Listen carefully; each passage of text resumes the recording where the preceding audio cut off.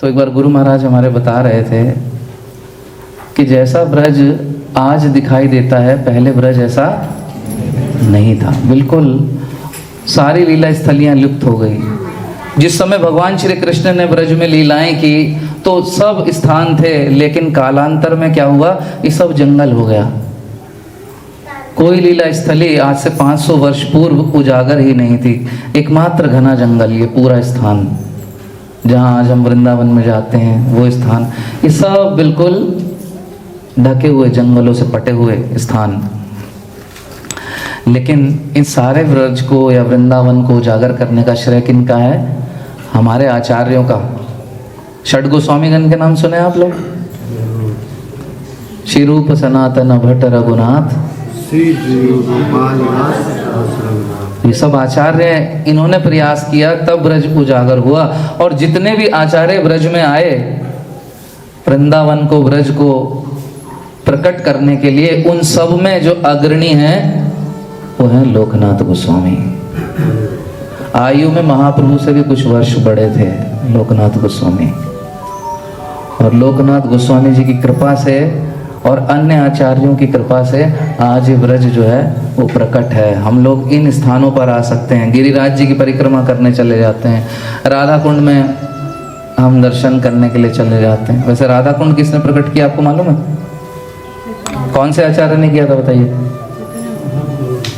स्वयं गौरांग महाप्रभु ने राधा कुंड प्रकट किया, स्वयं भगवान ने, क्योंकि राधा कुंड उनको विशेष है, विशेष प्रिय है। बाकी सब लीला स्थलियाँ जो है आचार्यों ने ढूंढी। गिरिराज गोवर्धन हुए और फिर श्रृंगार वट, वंशी वट, निधि वन, ये सब आचार्यों ने जो है इनकी खोज की, इनको ढूंढा स्थानों को। तो आचार्यों की कृपा से जो है हमें ये ब्रज मिलता है। उनमें से ही, उन सब आचार्यों में से एक सबसे वरिष्ठ, सबसे अग्रणी वो है लोकनाथ गोस्वामी। तो लोकनाथ गोस्वामी जी की डिटेल मिलती है। लोकनाथ गोस्वामी जो हैं वो तालखंडी नामक स्थान पे उनका जन्म हुआ था, बंगाल में। और उनके पिता का नाम था पद्मनाभ चक्रवर्ती। क्या नाम था? आप लोग कुछ डायरी वायरी लाए कि नहीं? अरे मोबाइल लाए सब?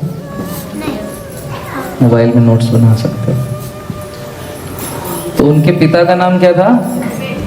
अभी भूल गए, अभी नहीं याद है सच। पद्मनाभ चक्रवर्ती। और उनकी माता का नाम था सीता देवी, श्रीमती सीता देवी। तो लोकनाथ गोस्वामी जो हैं वास्तव में अद्वैताचार्य जी के मंत्र शिष्य हैं। किनके नाम सुना है? अद्वैताचार्य। जय श्री कृष्ण चैतन्य प्रभु नित्यानंद श्री अद्वैत गदाधर शिवासादि को, ये जो अद्वैत हैं इनकी बात हो रही है। तो उनकी माता का नाम लोकनाथ गोस्वामी जी की क्या था? सीता। और उनकी गुरु माता का क्या नाम था? सीता। तो उनकी माता और गुरु माता दोनों का नाम क्या हुआ? सीता देवी। क्योंकि अद्वैताचार्य जी की जो पत्नी है उनका नाम भी सीता देवी है। तो लोकनाथ गोस्वामी जो है एक लौती संतान थे अपने पिता के। और एक लौती संतान से माता पिता क्या चाहते हैं? जिनमें से किसी की एक लौती संतान लड़का है स्पेशली, वो आप समझ सकते हो कि आप भी क्या क्या चाहते हो। आप तो चाहते होंगे कि वो गुरुकुल में पढ़े, फिर मंदिर में ब्रह्मचारी बने, और जीवन भर मंदिर में रह के उनकी सेवा करे, हमारी तरफ देखे बिना। ऐसा ही चाहते हैं सब? क्या चाहते हैं? खूब पैसा कमाए, पढ़े, सुंदर सी बहू लाए, हाँ यही सब चाहते हैं। हमारी सेवा करे हमारी सेवा करे, यस। तो माता पिता उनके भी यही चाहते थे। उन्होंने पढ़ने के लिए उनको अद्वैताचार्य जी के पास नवदीप में भेजा। नवदीप में उस समय सबसे बड़ी जो है पाठशाला हुआ करती थी। तो वहाँ पर पढ़ने के लिए गए लोकनाथ गोस्वामी। सबसे बड़ी टोल बोलते थे उसको, क्या बोलते हैं? टोल। ये ना टोल ब्रिज की बात नहीं हो रही, टोल मतलब पाठशाला, सबसे बड़ी टोल। सबसे पहले आती है, अभी प्रसाद पा के नींद आ रही है भक्तों को जिन्होंने भी प्रसाद पाया।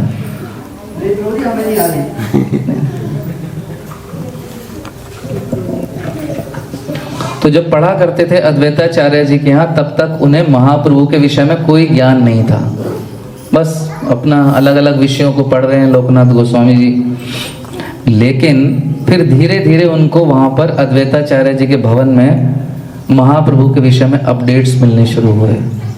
वो सुनते थे नई नई खबर, क्योंकि उस समय ही महाप्रभु की ख्याति नवदीप में फैलने लगी। चांद काजी का उद्धार कर दिया, इसका उद्धार कर दिया, जगाई मधाई का उद्धार कर दिया, स्वयं भगवान श्री कृष्ण धरती पर गौरांग रूप में आए हैं। ये खबर जो है वो लोकनाथ गोस्वामी जी को लग गई। उनके हृदय में उत्कंठा बढ़ने लगी कि काश मुझे भी कभी दर्शन हो गौरांग महाप्रभु का।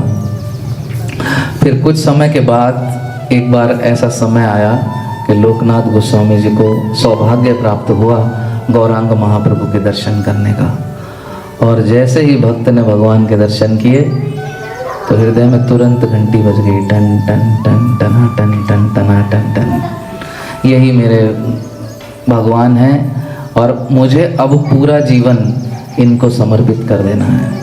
पूरा जीवन मैं चाहता हूँ कि इनकी शरण में रहूं और इनकी सेवा करता रहूं। लेकिन पिता का आदेश क्या था?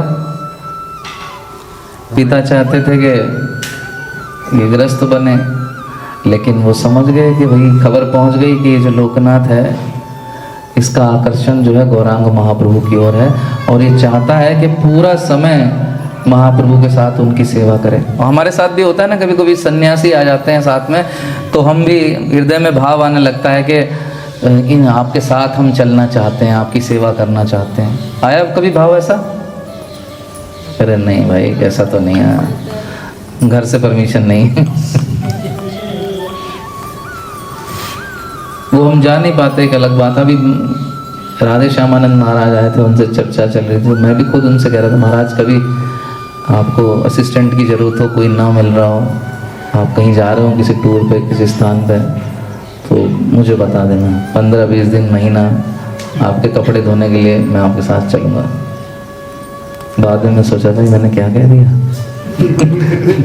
लेकिन कुछ देर के लिए भाव आ गया, तो ये भाव आ जाता है। लेकिन हमारा भाव कच्चा है, ये टेम्परेरी, जैसे जुगनू थोड़ी देर के लिए चमकता है फिर बुझ जाता है, वैसा भाव है। लेकिन जो लोकनाथ गोस्वामी जी का भाव है वो एकदम प्रगाढ़, एकदम स्ट्रांग था। तो महाप्रभु ने देखते ही, जैसे ही भेंट हुई, महाप्रभु ने तुरंत क्या कहा लोकनाथ गोस्वामी जी को? अरे लोकनाथ, कैसे हो? मैं तो बहुत दिन से तुमसे मिलने की प्रतीक्षा कर रहा था। और लोकनाथ गोस्वामी जी ये बात सुने और उन भावावेश में आ गए, ये कैसे मुझे जानते हैं, इनको कैसे पता मेरे बारे में?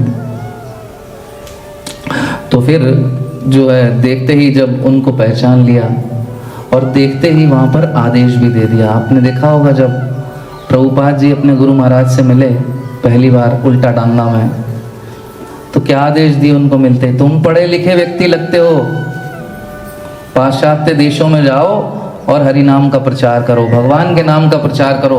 पहली बार मिल रहे हैं प्रभुपाद जी अपने गुरु जी से और उन्होंने आदेश दे दिया। सोचिए आप कहीं किसी गुरु जी से पहली बार मिले होगे, पाश्चात्य देश जाओ, आप खुश हो गए, फॉरेन घूमने को मिलेगा।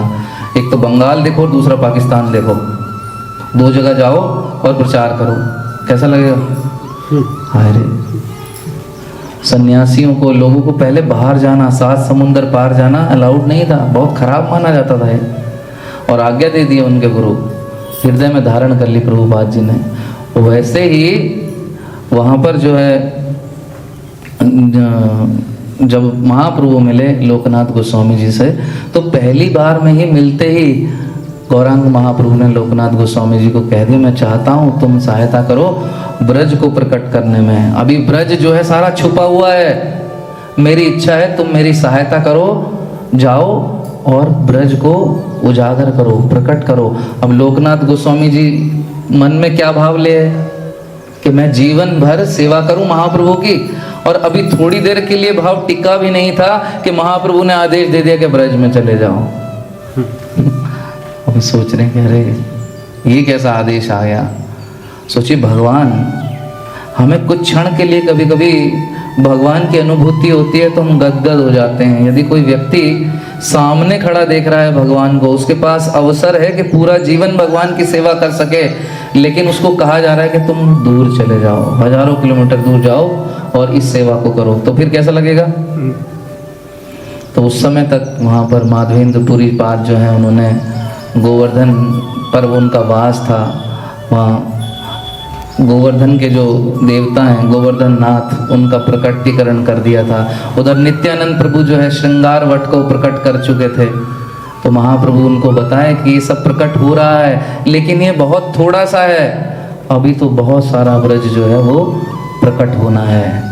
तुम यहाँ रहकर अगर पूरा जीवन मेरी सेवा करोगे, उससे ज़्यादा अधिक मुझे प्रसन्नता होगी कि तुम जाओ और ब्रज को प्रकट करो, क्योंकि आने वाले समय में तुम्हारी ये सेवा लाखों करोड़ों लोगों के जीवन को जो है वो उनका उद्धार करेगी, मुझे अधिक प्रसन्नता होगी। तो ये बात सोच रहे हैं लोकनाथ गोस्वामी कि कैसे होगा, मैं अकेला जाऊंगा तो कैसे वहाँ पर मैं इतनी सारी लीला स्थली को प्रकट कर सकता हूँ, मुझे तो कुछ पता ही नहीं। अगर जंगल में हम लोगों को भेजा जाए जाओ प्रकट करो, तो कर पाएंगे? तो हम असहाय अनुभव करेंगे। ऐसे ही लोकनाथ गोस्वामी जो असहाय अनुभव कर रहे हैं। तो गौरांग महाप्रभु ने बोला कि तुम जो है बिल्कुल चिंता मत करो, मैं और लोगों को तुम्हारी सहायता के लिए भेजूंगा। रूप गोस्वामी, सनातन गोस्वामी को भेजूंगा, और न सिर्फ उनको भेजूंगा, मैं स्वयं भी आऊंगा। तुम बिल्कुल चिंता मत करो, बस जाओ और जो मैं आज्ञा दे रहा हूँ उसका पालन करो। जिस प्रकार भगवान श्री कृष्ण ने अर्जुन से कहा सिर्फ युद्ध करो, कुछ और मत सोचो, न पाप के विषय में न किसी और विषय में, जो मैं कह रहा हूँ बस वो करो, तुम्हारा हृदय प्रसन्न होगा। उसी प्रकार लोकनाथ गोस्वामी जी को आदेश दिया महाप्रभु ने कि जाओ, सब कुछ खुद प्रकट हो जाएगा। ब्रज की जो अधिष्ठात्री देवी हैं वो राधा रानी है, वो तुम्हारी सहायता करेंगी, और स्वयं मैं तो आ ही रहा हूँ। ठीक है प्रभु, लेकिन एक से भले दो, अकेला जाऊंगा कैसे चलेगा, तो कोई और सहायक भी मुझे दे दो। तब महाप्रभु जी ने ये सेवा भूगर्भ गोस्वामी जी को भी दी और उनसे कहा कि तुम इनके साथ जाओ। तो फिर लोकनाथ गोस्वामी और भूगर्भ गोस्वामी दोनों 1 और 1 11 होकर नवद्वीप वेस्ट बंगाल से कहाँ पर आ गए? कहाँ गए? ब्रज में आ गए, ब्रज के प्रकटीकरण के लिए। तो लोकनाथ गोस्वामी जी कौन है? भगवान की निकुंज लीलाओं में उनकी क्या स्थान है? वो है मंजुलाली मंजरी। कौन सी? हाँ, मैं पूछूंगा जाते हुए बस में, अभी क्विज होगी, ये मत हाँ हाँ तो कर रहे हो, अभी थोड़ी देर बाद याद नहीं रहेगा, इसलिए नोट कर लो। जाते हुए प्रसादम उसी को दिया जाएगा जो कम से कम 2 प्रश्नों का उत्तर देगा। हाँ, बच्चों को भी। और भूगर्भ गोस्वामी क्या है? प्रेम मंजरी है। कौन सी मंजरी? प्रेम मंजरी। तो दोनों जो है पहुंच गए मिलकर वृंदावन के घने जंगलों में। कुछ नहीं है वहाँ, चारों तरफ घना अंधेरा जंगल। अब इतने एक्टिव हो गए, क्या है क्या है? मंजुलाली, मंजुलाली मंजरी लोकनाथ गोस्वामी, और भूगर्भ गोस्वामी जो है वो प्रेम मंजरी। नोट कर लिए? ये देखो, इससे पता लग रहा है कि अब पूछ रहे हैं सब, प्रसाद की चिंता ज्यादा है।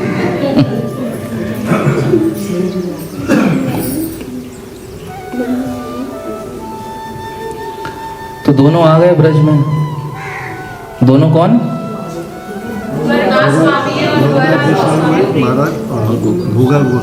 दोनों आ गए। घना जंगल है, खाने पीने का कोई अता पता नहीं, कोई खबर नहीं कहाँ खाने को कुछ मिलेगा। ऐसा थोड़ी ना था पहले की तरफ, अरे ठीक है भूख लगी चलो गोविंदास चलते हैं, या कोई ढाबा खुला हुआ है, नहीं, वैसा कुछ भी नहीं। घना जंगल, अंधेरा, अगर कुछ है तो वो है जंगली पशु।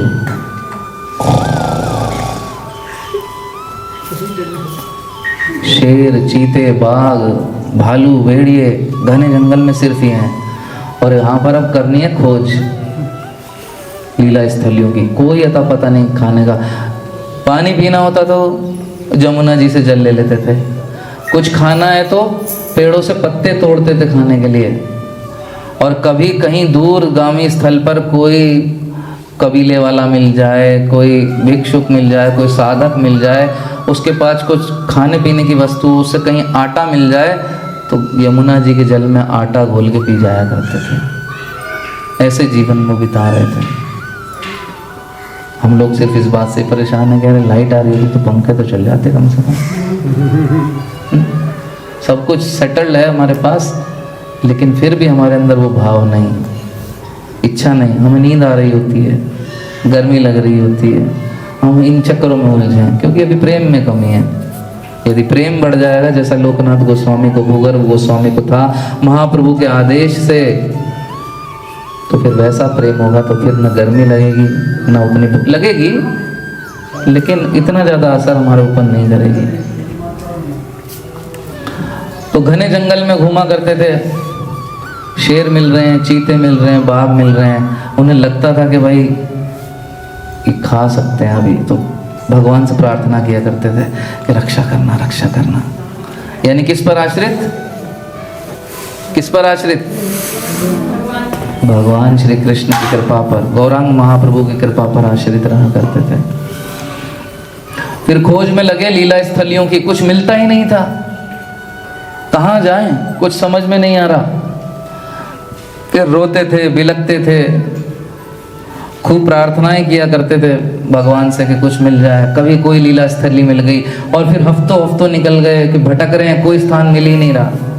पुराने कुछ जानकारियों के आधार पर ढूंढा करते थे। गोवर्धन जी प्रकट हो चुके थे कि गोवर्धन से इतना दूर इस दिशा में ये लीला स्थली है, गोवर्धन के इस दिशा में इस कोण पर ये लीला स्थली थी, तो उस आधार पर भटका करते थे, मिल जाए। कभी कोई लीला स्थली मिल गई तो वहाँ पर अपने कुछ पेड़ वेड़ लगा दिया करते थे, कोई डंडा, कोई झंडा, कुछ ऐसा लगा दिया करते थे कि ये स्थान मिल गया।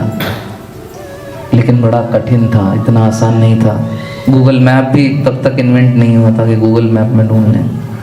सब कुछ उन्हें खुद से खोजना था। सोचिए उनकी मेहनत। तो इन सब प्रयासों के बीच ही एक स्थान है छत्रवन में, उमराव गांव। कौन सा?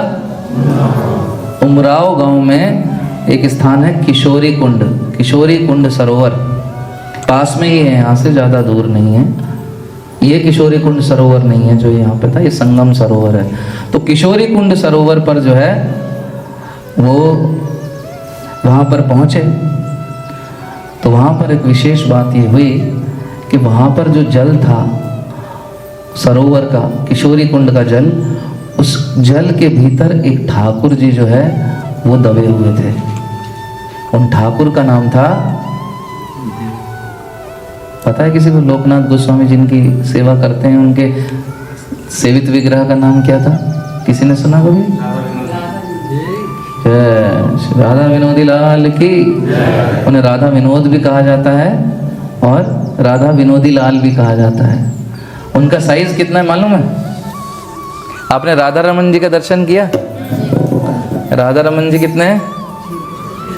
विग्रह को ऐसे नहीं बताते कभी, ऐसे मतलब सीमित कर दिया, और असीम है। ऐसे दिखते इतने हैं लेकिन हैं कितने हैं? तो महाराज एक बार बताया, ऐसे बताओ विग्रह का साइज, ऐसे बताना है। तो इतने से हैं हमारे राधा रमन जी, उतने ही दिखने में बिल्कुल राधा विनोद जी हैं। तो जब जयपुर में हम गए थे, हमने दर्शन किए राधा विनोद जी के, बोले अरे ये तो राधा रमन जी हैं। बोले नहीं नहीं, लगते हैं राधा रमन के भाई, लेकिन ये राधा विनोद हैं, और इनका नाम क्या है? राधा विनोदी लाल। प्यार से लोग क्या कहते हैं? राधा विनोदी लाल। राधा विनोद से भी ज़्यादा प्रेम राधा विनोदी लाल कहने में प्रकट होता है। तो किशोरी कुंड पर जल के भीतर जो है राधा विनोद जी थे।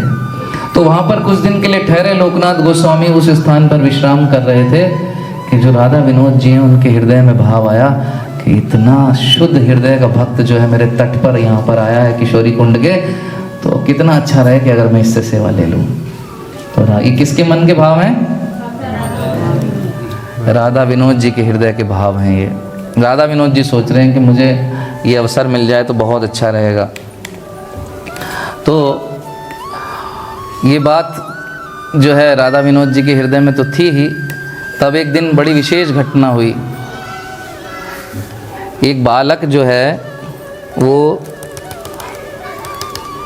उन्होंने देखा लोकनाथ गोस्वामी जी ने कि एक बालक जो है बड़ा विशेष सांवले रंग का वो चला आ रहा है, उसके हाथ में क्या है, एक विग्रह है बालक के हाथ में, और जोर से जो है कीर्तन गाता हुआ आ रहा है, राधे राधे जपता हुआ चला आ रहा है। तो ये बात जब लोकनाथ गोस्वामी जी ने देखी, उन्हें कुछ विशेष अनुभव हुआ। थोड़ा बड़ी आयु का बूढ़ा सा व्यक्ति था, लोकनाथ गोस्वामी जी के निकट आया, बाबा आपको कई दिन से देख रहा हूँ यहाँ, अब मैं बूढ़ा हो चला हूँ, मैं जा रहा हूँ थोड़ा यात्राओं पे, तो आप भक्ति भाव वाले लगते हैं, तो मैंने सोचा कि ये जो मेरे विग्रह हैं, अब मैं बूढ़ा हो गया, सेवा तो इतनी होती नहीं, आप इनको रख लो और मैं शांति से यात्रा पे जा सकूं। बोले ये कौन, मान ना मान तो मेरा मेहमान, ये कौन आ गया अचानक से। बोले आप मेरी विनती स्वीकार कर लो, मेरे लिए मुश्किल है, मैं ठाकुर जी की ठीक से सेवा नहीं कर पाऊंगा। तो लोकनाथ गोस्वामी जी को भी अच्छा लगा, भगवान के विग्रह मिल गए। बोले किसके विग्रह हैं भाई? बोले मेरे सेवित विग्रह हैं, मैं इनकी सेवा करता हूँ, इनका नाम है राधा विनोद। तो बड़े प्रसन्न हुए लोकनाथ गोस्वामी जी, स्वीकार कर लिया। वो जो बूढ़ा ग्वाल बाल था, ग्वाला कहें, ग्वाल बाल तो नहीं कह सकते, वो ग्वाला वहां से प्रकट हो गया, चला गया। तो वो चला गया। अब लोकनाथ गोस्वामी जी तट पर हैं किशोरी कुंड के, और उनके जीवन में आ गए राधा विनोद जी। न तो लोकनाथ गोस्वामी के पास भोग लगाने के लिए कुछ है, शरीर पे तो कपड़े भी क्या, नाम का धोती भी वो भी आधी, ऊपर भी कुछ नहीं, बस जनेऊ धारण है, तिलक धारण है, कपड़ा भी नहीं है कुछ उनको देने के लिए। लेकिन जैसे तैसे टाट का जुगाड़ करा, कुछ थोड़ा कतरन मिली कपड़े की छोटी, कहीं से मिल गई, उसको बिछाया और पेड़ के नीचे जो है वो राधा विनोद जी का सुंदर आसन जो वहाँ पर निर्माण कर दिया। तब कुछ सेवा करने लगे, कुंड के जल से उनका अभिषेक कराया, कीर्तन किया, जो भी थोड़ा कुछ रूखा सूखा उनके पास था, कहीं से फल वगैरह ला के भोग लगा दिए। लेकिन दिमाग में वो बात चल रही है कि महाप्रभु का आदेश क्या है। हाँ, तो महाप्रभु उनकी इच्छा है कि ब्रज को प्रकट किया जाए, और स्वयं श्री कृष्ण की इच्छा है कि लोकनाथ गोस्वामी से सेवा लूं। फंस गए, फंस गए कि नहीं फंस गए? अब किसकी मानूं, कृष्ण की मानूं, मतलब काले कृष्ण की मानूं कि सुनहरे कृष्ण की मानूं, किसकी मानूं? फंस गए लोकनाथ गोस्वामी। लेकिन कृष्ण से तो प्रेम है, दोनों की माननी है, क्या करें। तो सेवा करने लगे उनकी, और उसके बाद आधा समय सेवा किया करते थे, अपराह्न के समय तक फिर लीला स्थलियों की खोज पर निकल जाते। कई बार कई कोस दूर निकल जाते थे, सपोज 10 किलोमीटर दूर चले गए लीला स्थलियों की खोज करते करते, और अचानक जो है भोग लगाने का समय हो गया। अब क्या करें, वापिस आते हैं वहां से, काम छोड़कर, काम रोककर भगवान को भोग लगाते, भोग लगाने के बाद फिर से वापस जाते। तो काम में अब क्या हो गया, अड़चन आ गई, विघ्न आ गई ना। इसलिए प्रचारकों को प्रभुपाद भी कहा करते थे कि घर पे विग्रह मत रखो। कई प्रचारक ऐसे हैं, वो घर पे 5 समय की आरतियां करते रहते हैं, उनसे को प्रचार करो बाहर, प्रभु जी टाइम ही नहीं मिलता। मैं मंगल आरती भी करता हूँ प्रभु जी, मैं गुरु पूजा भी करता हूँ प्रभु जी, मैं दोपहर में भोग लगाता हूँ तो भोग आरती भी करता हूँ, गौर आरती भी करता हूँ, शयन आरती भी करता हूँ। वो सारा दिन आरतियाँ करता रहता है, उसके पास समय नहीं। ऐसा नहीं है कि वो सेवा नहीं कर रहा, भगवान प्रसन्न होंगे, निसंदेह सेवा में लगा है, लेकिन प्रचार का समय नहीं। तो वैसे ही प्रचार काइंड ऑफ सेवा जो ब्रज को प्रकट करने की थी, वो लोकनाथ गोस्वामी जी के पास थी।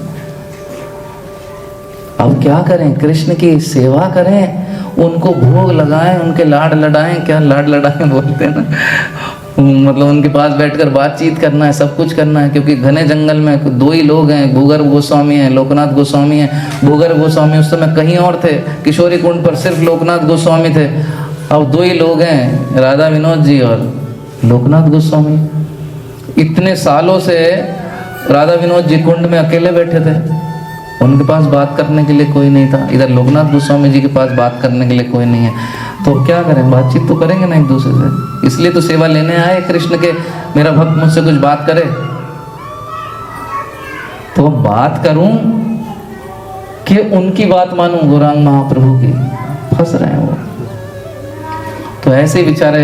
कभी आधे रास्ते तक जाते, भोग का समय हो जाता तो लौट के आते, राधा विनोद जी की सेवा करते। तो ये करते करते बड़े समस्या में फंस गए। भगवान अपने भक्त को ज़्यादा समय समस्या में देख नहीं पाते हैं।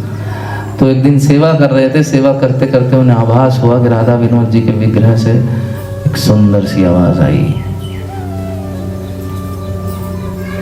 कि तुम मुझे लेकर ज़्यादा परेशान मत हुआ करो, तुम मत आया करो कि भोग का समय हो गया तो मुझे आना है। मैं भूखा जरूर हूं, लेकिन जो तुम कार्य कर रहे हो वो भी महत्वपूर्ण है। अभी बात सुनी तो लोकनाथ गोस्वामी जी को थोड़ा अच्छा भी नहीं लगा कि भगवान जो है भूखे रह जाएंगे। आप सबके घर में विग्रह हैं, कैसा लगता है आप कहीं बाहर चले जाएं, जगन्नाथ जी हैं, हम बाहर कुछ कार्य से हैं और उनको किसी भी वजह से भोग न लगे तो कैसा अनुभव होता है? बड़ा एंजाइटी होनी शुरू हो जाएगी, घबराहट होगी, सब कुछ खराब खराब लगेगा। ये उसी के साथ होगा जो विग्रह को सिर्फ मूर्ति नहीं मानता, घर का एक सदस्य मानता है। जो सिर्फ मूर्ति मानता है उन्हें फर्क नहीं पड़ता, उन्हें तो ये रहता है अरे पिछले संडे तो एक कटोरी में मिचरी रखी थी, बस वो चल रही है मिचरी, खाते रहो, महीने भर का प्रोजेक्ट है। तो दुख हो रहा है इस बात का। वो सोच रहे हैं कि भाई भगवान को भोग नहीं लगेगा तो कैसे चलेगा, ठाकुर जी जो है इस प्रकार परेशान हो जाएंगे। तो फिर क्या हुआ, सॉल्यूशन दिया राधा विनोद जी ने। एक काम करो, मेरे पास एक सुझाव है, तुम्हें आना नहीं पड़ेगा यहाँ लौट लौट कर, और ना मैं भूखा रहूँगा। एक काम करो, एक झोला बनाओ और उस झोले को डालो अपने गले में और उस झोले में मुझे डाल दो। उस झोले में लटकाओ मुझे, और जहाँ भी तुम खोज स्थली पे जाते हो मुझे अपने साथ लेके जाओ। मुझे यहाँ पेड़ पे नहीं रहना, मुझे तुम्हारे साथ रहना है। बोले नहीं प्रभु, आप ये क्या कह रहे हैं, आप ठाकुर हैं, आपके रहने के लिए तो कोई उचित स्थान होना चाहिए। आपको कहाँ में लटकाए घूमूंगा, आपको कष्ट होगा। बोले कष्ट नहीं होगा, जब थैले में लटका रहूंगा तो तुम्हारे हृदय से लगा रहूंगा लोकनाथ, और तुम्हारे जैसे भक्त के हृदय से लगे रहना जो है ये मेरे लिए बड़ा आनंदकारी है। और तुम जैसा परम भक्त वो भी मेरे हृदय से लगा रहेगा। तो तुम मेरे हृदय से लगे रहोगे और मैं तुम्हारे हृदय से लगा रहूँगा, कोई कष्ट ही नहीं, आनंद ही आनंद। तो उसके बाद लोकनाथ गोस्वामी जी जो है वो, उनके गले में एक टाट का झोला रहा करता था। उस समय कोई रेशम का या सनील वस्त्र साटन का थैला नहीं बनाया, कुछ था ही नहीं। टाट बोरा होता है ना, वैसा जुगाड़ लिया कहीं से और उसका थैला बनाया, गले में लटकाया, और अंदर थे राधा विनोदी लाल। जहाँ भी जाते, जब भोग का समय हुआ उसी टाट को बिछाया, उसके ऊपर राधा विनोद जी को बैठाया, वृक्ष से फल तोड़े, यमुना जी का जल भोग लगा दिया और वही कुछ पा लिया और फिर निकल गए अपने काम पर। तो अब जीवन सुगम हो गया। बड़ा कष्ट चल रहा था, बार बार आना जाना। तो अब न तो भगवान को चिंता थी और न भक्त को चिंता थी। ऐसा नहीं है कि सिर्फ लोकनाथ गोस्वामी चिंता किया करते थे राधा विनोद जी की। जब वो बाहर रहते थे तो राधा विनोद जी भी उनकी चिंता करते थे कि कुछ खाया कि नहीं खाया। अब दोनों को ही एक दूसरे की चिंता नहीं है, दोनों आनंद में हैं, दोनों एक दूसरे के हृदय से लगे हुए हैं। राधा विनोद जी भी आनंद में है और लोकनाथ गोस्वामी जी भी आनंद में है। दोनों ब्रज में लीला स्थलियों को प्रकट कर रहे हैं। कभी कभी जब ऐसा हो जाता था कि जब कोई लीला स्थली मिल नहीं रही तो रोने लगते थे लोकनाथ गोस्वामी के, महाप्रभु ने आदेश दिया और मैं कोई सेवा ही नहीं कर पा रहा हूँ, रोने लगते। और जब भक्त रो रहा हो तो भगवान देखते। आपको आश्चर्य होगा ये जानकर, मैं भी कुछ भक्त तो सभी विश्वास करेंगे, कोई व्यक्ति न करे।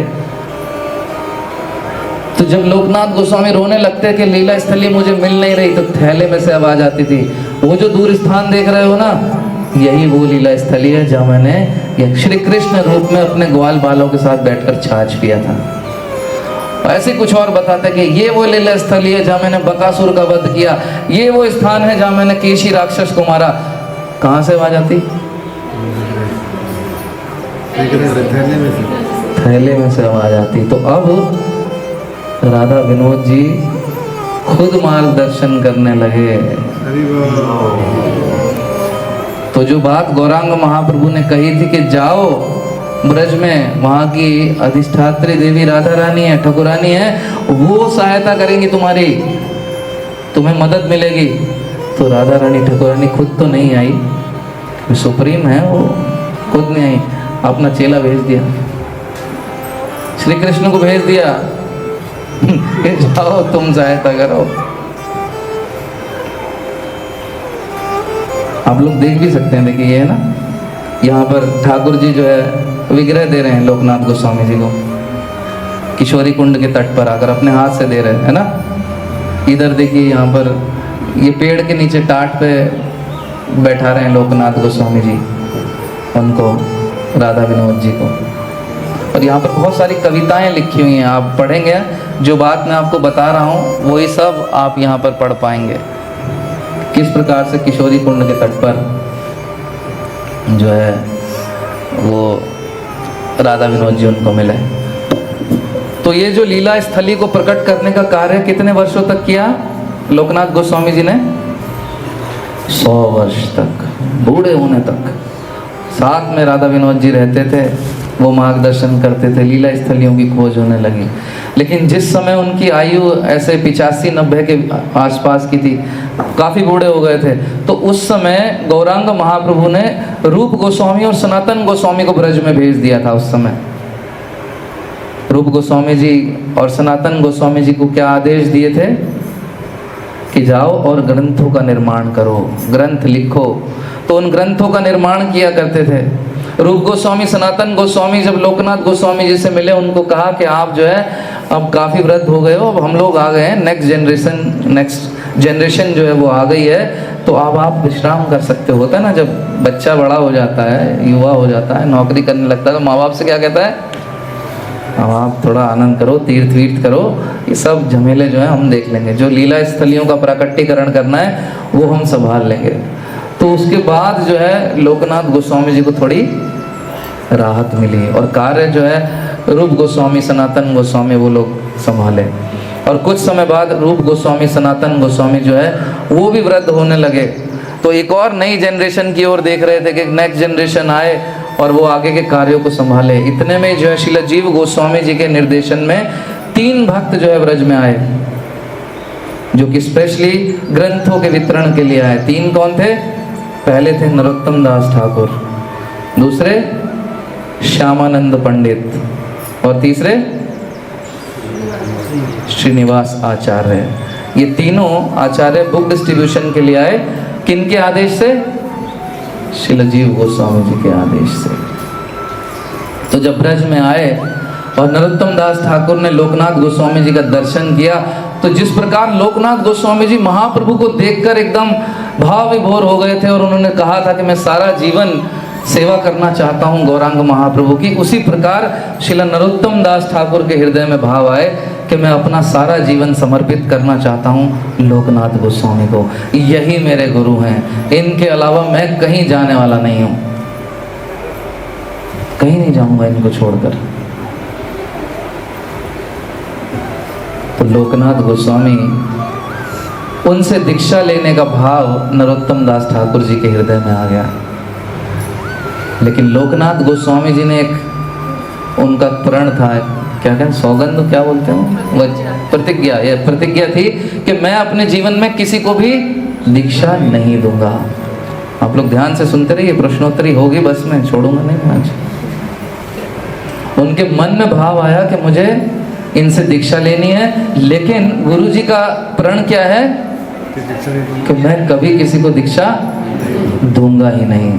तो जब लोकनाथ गोस्वामी जी को निवेदन किया नरोत्तम दास ठाकुर जी ने कि मुझे आप दीक्षा प्रदान करें, उन्होंने कहा नहीं, मैं दीक्षा देने वाला नहीं हूँ, जाओ रूप गोस्वामी से दीक्षा लो, सनातन गोस्वामी से दीक्षा लो, अन्य आचार्यों से दीक्षा लो, मैं दीक्षा नहीं दूंगा। हृदय क्या हो गया? टूट गया। हमारे जैसा नहीं, कोई कहते गुरु जी कहते दीक्षा नहीं लेना है, अरे गुरु जी थैंक यू, बच गए। ये स्वरूपानंद प्रभु बिना मतलब पीछे पड़े होते, दीक्षा लो दीक्षा लो। अब तो अरे खुश होके बताया, वो महाराज ने खुद मना किया है मुझे, दीक्षा की जरूरत नहीं है। थैंक यू महाराज, यू आर सो स्वीट। तो लेकिन नरोत्तम दास ठाकुर जी का हृदय टूट गया।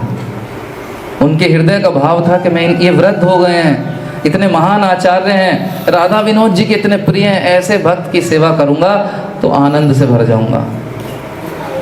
तो गुरुजी ने तो पास आने से ही मना कर दिया नरोत्तम दास ठाकुर को। ध्यानपूर्वक सुनिए,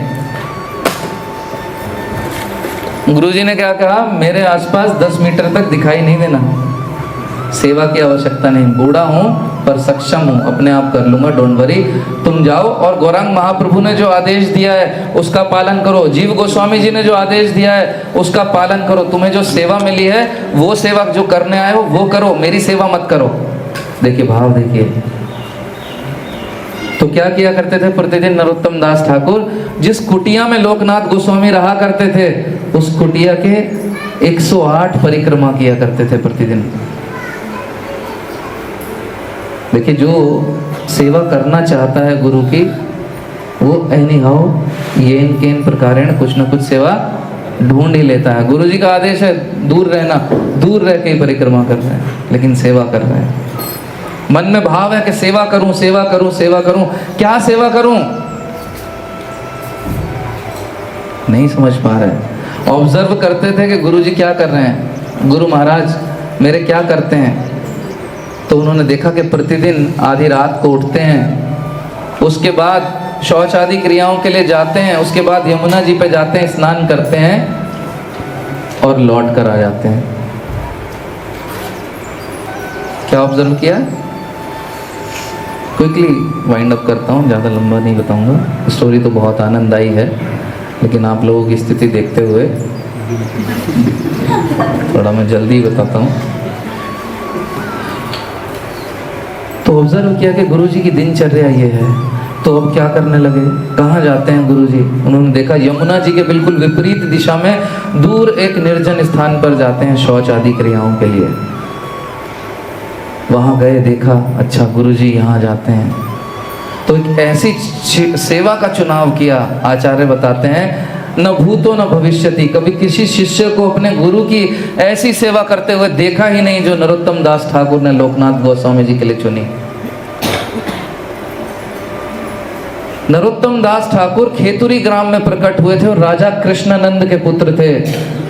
राजा का पुत्र।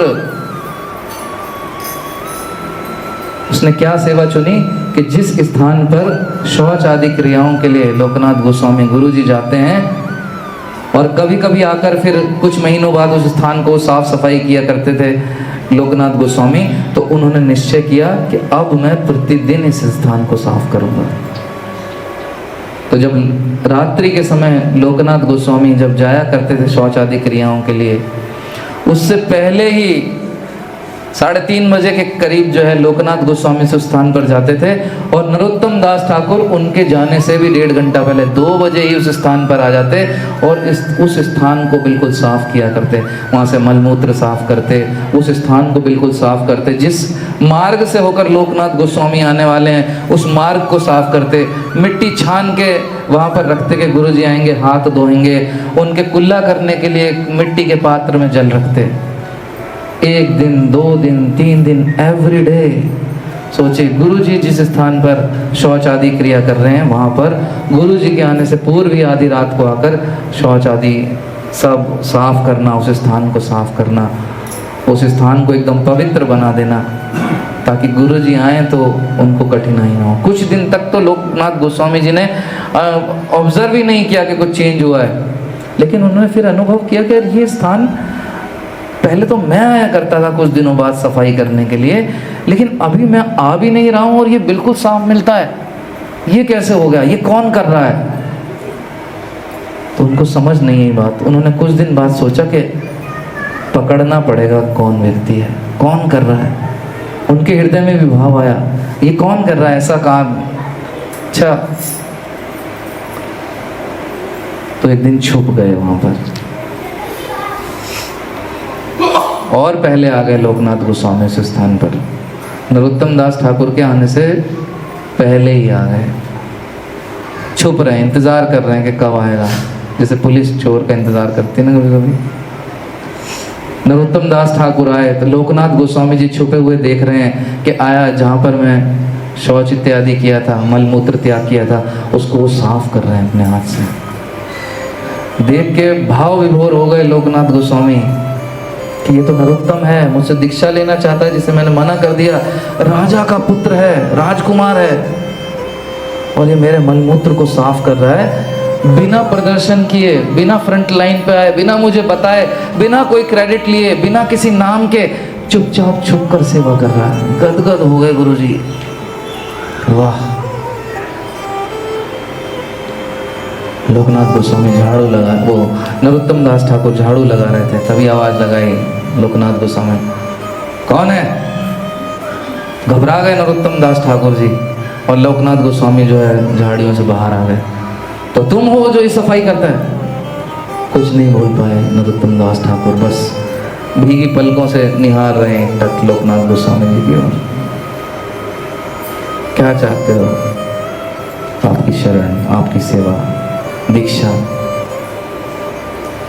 लोकनाथ गोस्वामी जी ने कहा, मेरा प्रण है कि मैं किसी को दीक्षा कभी नहीं दूंगा, तुम जानते नहीं क्या? बोले जानता हूँ। मत दीजिए, पर अपनी सेवा करने दीजिए, इस सेवा से मुझे दूर मत करिए, ये सेवा मेरे लिए स्वर्ग है, ये सेवा मेरे पास है तो आप मेरे पास हैं, और ये सेवा मेरे पास नहीं तो कुछ भी मेरे पास नहीं है। लोकनाथ गोस्वामी भाव विभोर हो गए।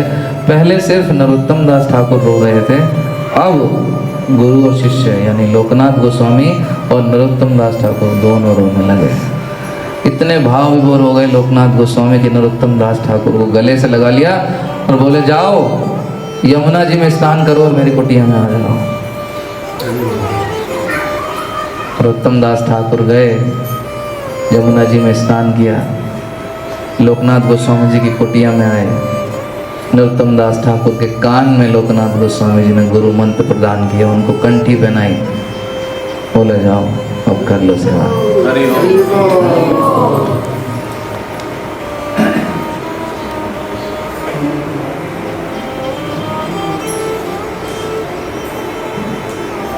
तो ऐसे विशेष भक्त, ऐसे महान शिष्य, ऐसे महान गुरु एक दूसरे के निकट आ गए। याद होगा आपको पिछली कहानी से, अगर हम स्टोरी से देखें, जब लोकनाथ गोस्वामी अपना पूरा समर्पण महाप्रभु को देना चाहते थे, तुरंत कहाँ भेज दिया? ब्रज में भेज दिया। और इधर अब ब्रज में है लोकनाथ गोस्वामी और नरोत्तम दास ठाकुर, और जब अपना भाव प्रकट कर रहे हैं दीक्षा के बाद नरोत्तम दास ठाकुर के, मैं आपकी ऐसे सेवा करना चाहता हूँ, वैसे सेवा करना चाहता हूँ, बूढ़े हो गए, अब आपको कुछ नहीं करने दूंगा। तब लोकनाथ गोस्वामी बोले, तुम्हें गुरु दक्षिणा देनी होगी। बोले बताइए मैं आपके लिए क्या कर सकता हूँ? बोले प्रचार के लिए बंगाल चले जाओ।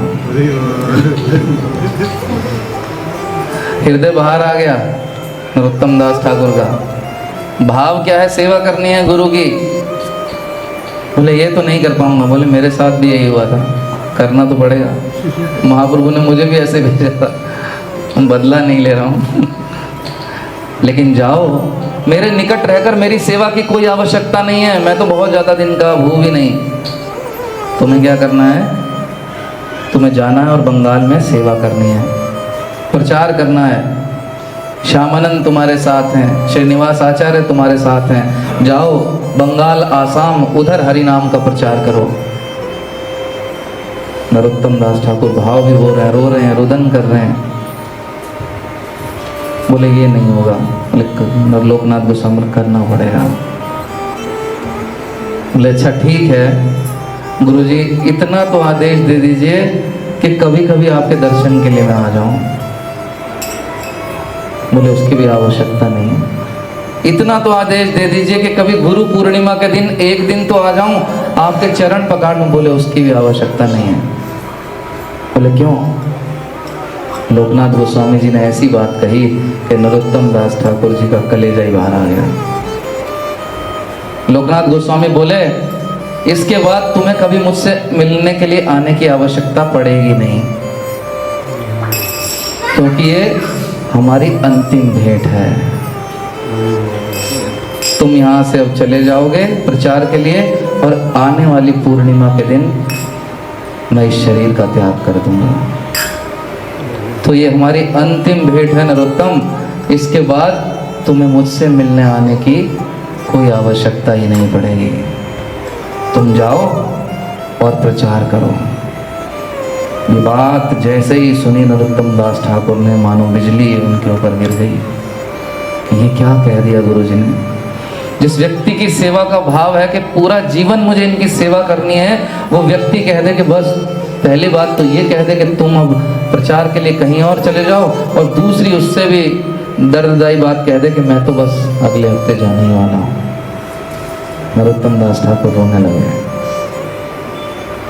तब लोकनाथ गोस्वामी ने प्रसन्न होकर अपनी चरण पादुकाएं नरोत्तम दास ठाकुर को भेंट की, और नरोत्तम दास ठाकुर ने अपने गुरु जी की चरण पादुकाओं को अपने सर पे धारण कर लिया। जिस प्रकार भरत जी को श्री रामचंद्र ने अपनी चरण पादुकाएं दे दी थी, भरत जी सिर पर धारण करके आ गए थे। कौन सा स्थान था वो? पंचवटी, चित्रकूट। यस, चित्रकूट में। उसी प्रकार नरोत्तम दास ठाकुर ने अपने सर पर उनकी पादुकाओं को धारण किया और गुरु की आज्ञा के पालन के लिए आगे बढ़ गए। श्रील लोकनाथ गोस्वामी पाद की, श्रील नरोत्तम दास ठाकुर की। तो उन्हीं लोकनाथ गोस्वामी जी की भजन कुटीर है जहाँ हम आज उपस्थित हैं। वो रूम देखा आपने? एक रूम में अंदर जाकर एक कॉर्नर पे एक छोटी सी स्थान है, वो स्थान है जहाँ पर लोकनाथ गोस्वामी भजन किया करते थे। और उसके बाहर बाईं ओर एक छोटा सा कमरा है जहाँ अभी अंदर खाट पड़ी दिखाई देगी आपको, जहाँ यहाँ के स्वामी जी गोस्वामी जी जो है विश्राम करते हैं। वो नरोत्तम दास ठाकुर जी की भजन कुटीर है। सोचिए, ऐसे महान गुरु शिष्य, ऐसे वैष्णव आचार्य जिनको आदेश देने के लिए स्वयं गौरांग महाप्रभु आते हैं, स्वयं राधा विनोदी लाल जिनके साथ रहना चाहते हैं, ऐसे महान आचार्यों की भजन कुटीर है। यानी बहुत सारे वर्षों तक इस स्थान पर रहकर उन्होंने भजन किया है। ऐसे स्थान पर आज हम आए हैं, ये हमारा सौभाग्य है। तो इस स्थान को फील करिए, उनके निकट बैठकर कुछ माला जप करने का प्रयास करिए, या जैसे भी प्लान होगा, जो भी मुरलीधरन प्रभु जैसे भी प्लान बनाए हैं वो बताएंगे कैसे कैसे हम लोग आगे बढ़ने वाले हैं। तो ये वो स्थान है जहाँ हम लोकनाथ गोस्वामी जी की, नरोत्तम दास ठाकुर की कृपा पा सकते हैं। और जब इनकी कृपा पालेंगे तो कोई संदेह नहीं कि राधा विनोद जी की कृपा भी हमें मिल जाएगी। और राधा विनोद जी की कृपा मिलेगी तो राधा रानी की तो कृपा मिलेगी, और इन सब की कृपा मिल गई तो हमारी बल्ले बल्ले हो जाएगी। हरे कृष्णा कृष्णा कृष्णा हरे हरे, हरे राम राम राम हरे। श्रील लोकनाथ गोस्वामी पाद की, श्रील नरोत्तम दास ठाकुर की जय।